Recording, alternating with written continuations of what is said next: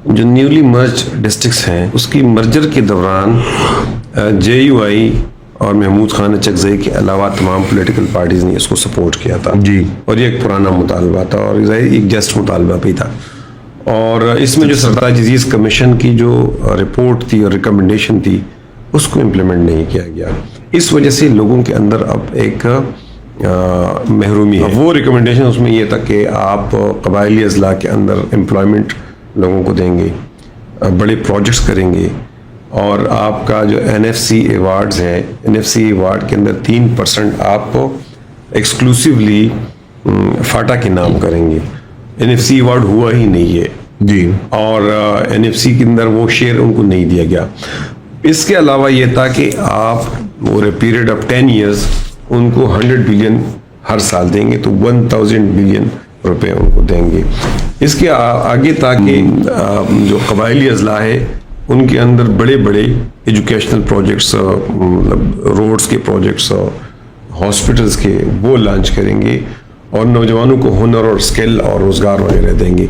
ये जो सारी रिकमेंडेशंस थी उनको इम्प्लीमेंट नहीं किया गया। खैबर पख्तूनख्वा हुकूमत की ये प्रायोरिटी ही नहीं है, उन्होंने संजीदगी नहीं दिखाई।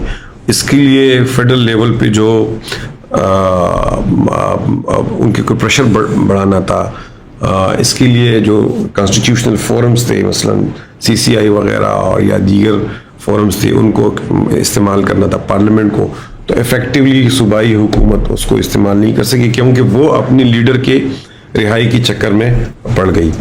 और जो इनकी अपनी हुकूमत थी, तो इनकी अपनी हुकूमत में भी वफाकी हुकूमत की और सूबाई उस वक्त की हुकूमत की ये प्रायोरिटी नहीं रही।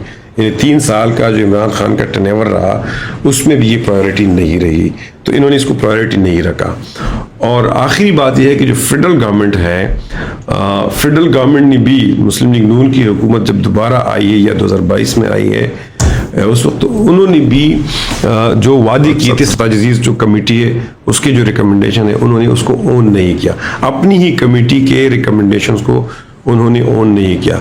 अब इसकी वजह से फाटा साबिका कबायली अजला के अंदर एक एहसास महरूमी है और इस वक्त ये जो मिलिटेंसी है, बदमनी है, उसमें जो हमारे सिक्योरिटी इदारों की पॉलिसीज़ है, उनका जो रवैया है ओवर द ईयर्स, और जो हमारी पड़ोस के अंदर मुसलसल जंग हुई है, इसके साथ साथ ये महरूमिया भी है।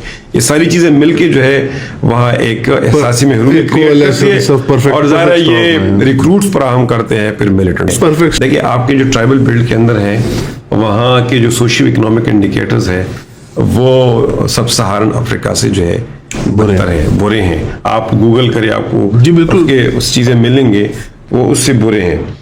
फिर जो हम इंटरनल सिक्योरिटी है, इंटरनल सिक्योरिटी बेसिकली पुलिस का काम है, ये सिविल एडमिनिस्ट्रेशन का काम है।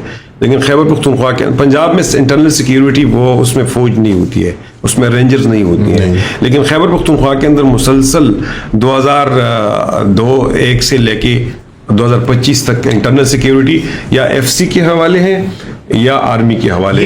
इन सालों के दौरान ना पुलिस की कॉम्पिटेंसी बिल्ड हुई है, ना सिविलियन इदारों को मजबूत किया गया है।